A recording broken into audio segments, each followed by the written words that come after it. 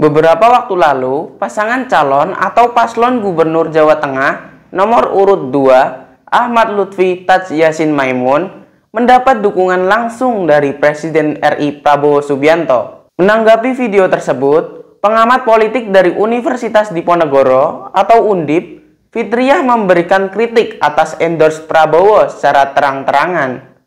Dalam video tersebut, terlihat Presiden RI Prabowo Subianto secara terang-terangan meminta kepada masyarakat Jawa Tengah untuk memilih paslon Lutfi Yassin.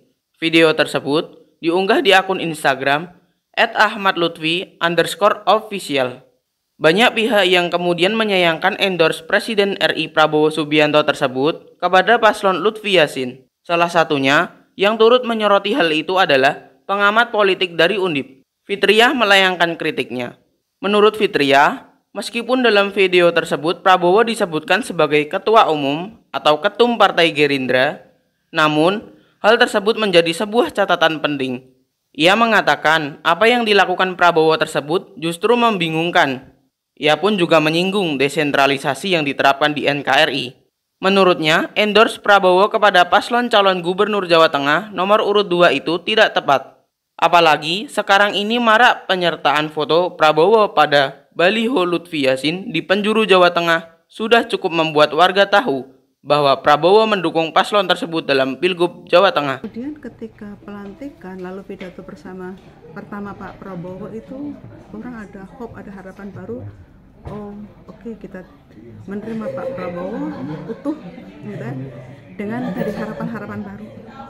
Nah itu gloria itu belum selesai gitu, tiba-tiba dikejutkan dengan yang kemarin ya, yang tiba-tiba pidato berpihak pada satu calon dan itu kayak endorse gimana ya, terus kiri kanannya ada calonnya, memohon kepada masyarakat Jawa untuk memilah. Dan menurut saya yang menjadi catatan untuk dicatat ini ya, penting ya, ketika disampaikan bahwa ini untuk kepentingan kesatuan langkah pemerintahan pusat dan daerah, jadi berasal dari partai yang sama.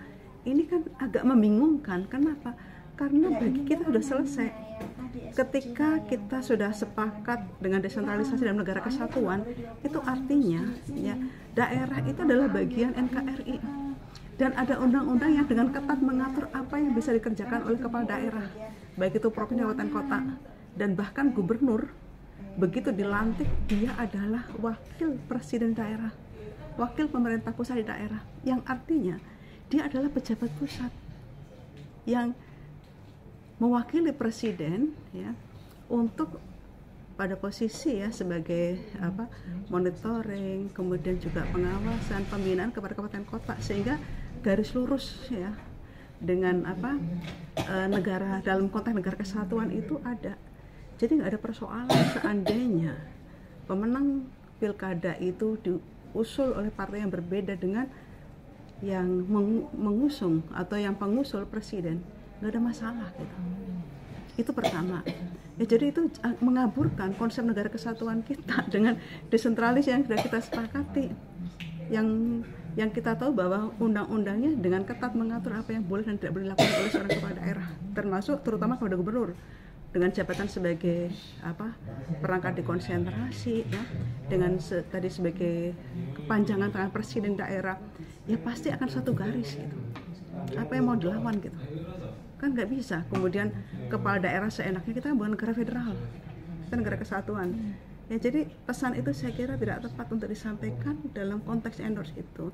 Sebetulnya sudah cukup ketika yang sang kandidat itu di dalam baliho-balihonya dipasang fotonya, itu sudah cukup, orang sudah tahu informasi itu tanpa harus secara fisik ya presiden ya mengendorse yang pada saat yang sama dalam sistem presidensial ada kepala negara.